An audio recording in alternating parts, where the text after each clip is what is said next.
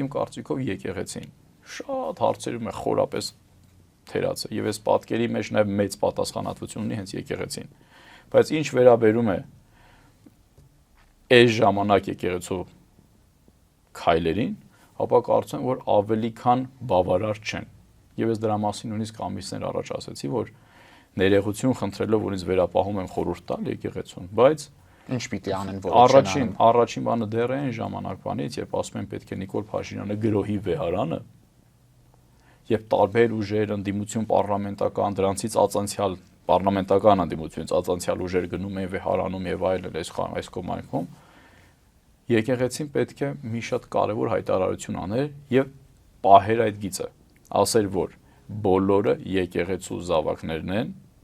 եւ եկեղեցին որևիցե մեկը որևիցե մեկից պաշտպանելու կարիք չունի։ Դրանով իսկ իրեն տարանջատելով պարլամենտական ընդդիմության հովանավորությունից